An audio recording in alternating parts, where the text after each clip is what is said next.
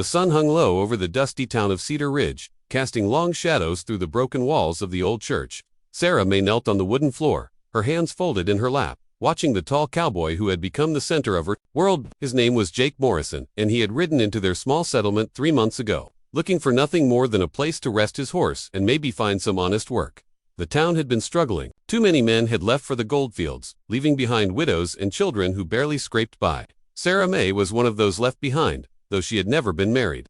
At 22, she was considered past her prime in a place where girls married young. Her dark hair fell in waves past her shoulders, and her brown eyes held a sadness that came from watching too many sunsets alone. Jake sat on a wooden crate near the church entrance, his weathered hat tilted forward to shade his face. The late afternoon light filtered through the gaps in the walls, creating patterns on the floor between them. He was a quiet man, maybe 30 years old, with gentle hands that were better suited to mending fences than drawing guns. The townspeople had grown to respect him, but Sarah May had done more than that. She had fallen in love. The church had been damaged in a storm last winter, and Jake had been working to repair it, asking for nothing in return except meals and a place to sleep in the boarding house. Sarah May brought him lunch every day, and they would sit together in comfortable silence, watching the dust motes dance in the afternoon light. Today felt different though. There had been talk that Jake was planning to move on. Someone had mentioned work up north, better pay, a chance to start fresh in a bigger town. The thought of him leaving made Sarah May's chest tighten with an ache she could barely describe. She watched him now, his strong profile outlined against the bright doorway. Behind him, she could see the silhouette of another man approaching, probably Tom Fletcher from the general store, come to discuss supplies for the church repairs. But for this moment, it was just the two of them in the golden light. Sarah May took a deep breath, gathering courage she didn't know she possessed. Her voice came out as barely more than a whisper, but in the quiet church, every word carried clearly. "Please take me," she said, her hands trembling slightly as she spoke. "I can cook. I can bear you children too." Jake's head turned sharply toward her, his blue eyes wide with surprise. For a long moment, neither of them moved. The man in the doorway had stopped as well, though his face remained hidden in shadow. "Sarah May," Jake said softly, his voice carrying a mixture of tenderness and something that might have been regret.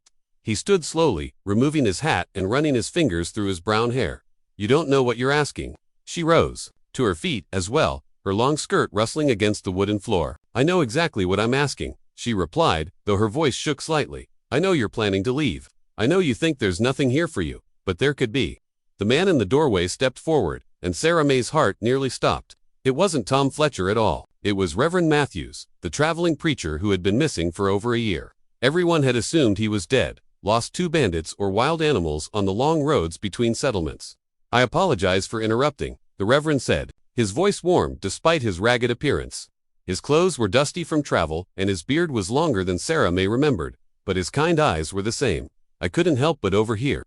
It seems I've returned at quite an important moment." Jake looked between Sarah May and the Reverend, confusion clear on his face. "Reverend, we thought you were, dead nearly was, several times over." The older man smiled, stepping fully into the church. "But that's a story for another day. Right now, I'm more interested in what's happening here." He looked at Sarah May with gentle understanding. "Child, that was quite a brave thing to say." Sarah May felt her cheeks burn with embarrassment. To have her desperate words overheard by the Reverend made them seem even more shameful. "I shouldn't have, I didn't mean to." "You meant every word," Jake said quietly, surprising them both. He took a step closer to her. "And that's what scares me. Sarah May, you deserve better than a drifter who can't promise you anything permanent." The Reverend chuckled softly.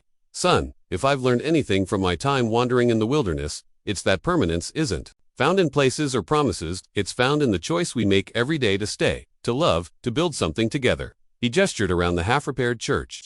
"Look what you've built here already." Sarah May found her voice again, stronger this time. "Jake, I'm not asking you to be someone you're not. I'm asking you to be exactly who you are. Just here. With me. With us." She glanced around at the church, thinking of the small community that had become her family. "This town needs good people. I need I need someone who sees me." Jake was quiet for a long moment, his hat turning slowly in his hands. When he looked up at her again, his eyes held something different, something like hope mixed with fear. "I see you, Sarah May," he said finally.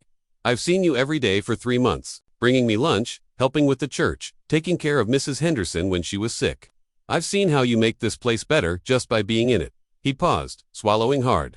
"I just never thought someone like you would want someone like me." The Reverend stepped forward with a gentle smile. "Well, it seems to me that we have a church that needs blessing, and two people who need each other. If you're both willing, I'd be honored to perform the first wedding in the newly rebuilt Cedar Ridge Church. Sarah May's breath caught in her throat. She looked at Jake, hardly daring to hope. Jake stepped closer, close enough that she could see the flecks of gold in his blue eyes. Sarah May, I can't promise you riches or fancy things, but I can promise you that if you'll have me, I'll work every day to deserve what you're offering. I'll build something with you that's worth staying for. She reached out and took his hand, feeling the calluses from honest work, the strength that had rebuilt their church and could rebuild their lives together. That's all I've ever wanted, she whispered. Outside, the sun was setting over Cedar Ridge, painting the sky in shades of gold and pink. Inside the old church, three people stood in the warm light, and for the first time in months, the future looked bright with possibility. The Reverend opened his worn Bible, and Sarah May knew that her whispered prayer had been answered in ways she had never dared to imagine.